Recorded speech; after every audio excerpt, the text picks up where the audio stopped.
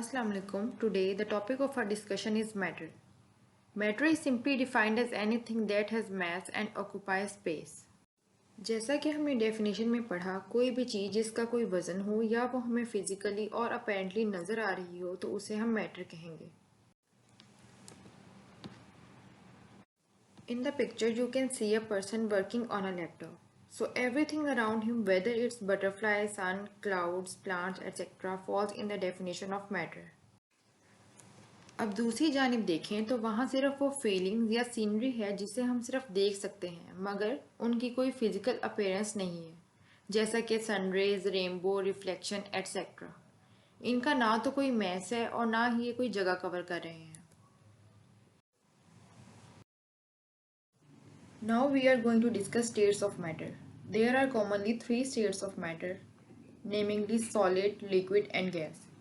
Ice falls in the category of solids, while when we increase the temperature of the surrounding, it converts into liquid.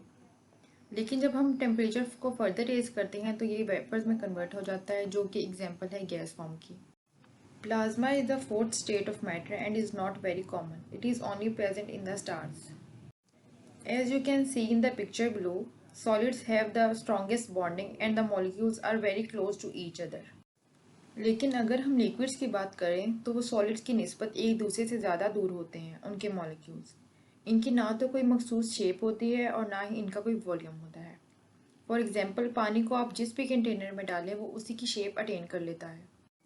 On the other hand, gas can distribute itself in the given space and are compressible, but solids and liquids are not. Classification of matter को देखा जाए तो हम इसको majorly दो categories में divide करते हैं. One is pure substance and the other one is mixture. इसको हम फर्दर नेक्स्ट स्लाइड्स में डिस्कस करेंगे. But here pure substance is divided into elements and compounds, while on the other hand mixture is divided into homogeneous mixture and heterogeneous mixtures. John Dalton was a person or scientist who worked extensively on the atoms, molecules and their composition. Now we will discuss the difference between a substance and a mixture. A piece of matter in pure form is termed as substance. कोई भी ऐसी चीज़ जिसकी chemical composition और characteristic properties through out the given material एक जैसी रहती हों तो उसे हम सब्सटेंस कहेंगे. For example, water, oxygen, salt. अगर आप पानी का एक ग्लास लें तो वो सेम H2O मॉलिक्यूल से मिलकर बना होगा. On the other hand, mixture is a impure form of matter. It can be divided into homogeneous and heterogeneous. Homogeneous mixture में कॉम्पोजिशन एक ही तरह की रहेगी, लेकिन ये मुख्तलिफ चीज़ों से मिलकर बना होगा. For example, Coca Cola. Coca Cola is the mixture of CO2, water, sugars etcetera. लेकिन अगर हम हेट्रोजीनियस कॉम्पोजिशन को देखें तो वहाँ पे ना तो हमें कॉम्पोजिशन एक तरह की देखने को मिलेगी और ना ही उसकी appearance. In the heterogeneous mixture we will discuss the example of pizza. In a bite of pizza, you may got a piece of chicken, and on the other hand, or another bite, you may get only vegetables or a chunk of cheese.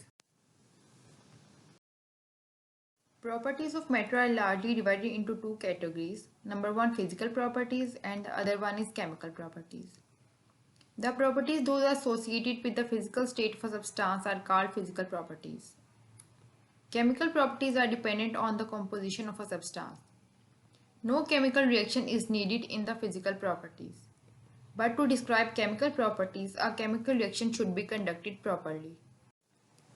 In physical properties, we do not have a bonding relationship.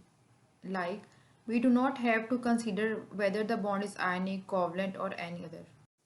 But in chemical properties, bonds of a substance should be considered properly. In examples of physical properties, we have melting of ice, breaking glass, folding paper, breaking egg, etc. लेकिन अगर हम chopping of would की example को detail में देखें तो लकड़ी के बड़े टुकड़े को हम जितने भी छोटे टुकड़ों में कन्वर्ट कर लें, basically they all have the same properties of colour, chemical composition and the tendency to burn in the air. On the other hand, chemical properties includes oxidation state, chemical bonding, toxicity, corrosivity etcetera. Oxygen की oxidation state +2 होगी, लेकिन अगर हम hydrogen की देखें तो उसकी oxidation state +1 है.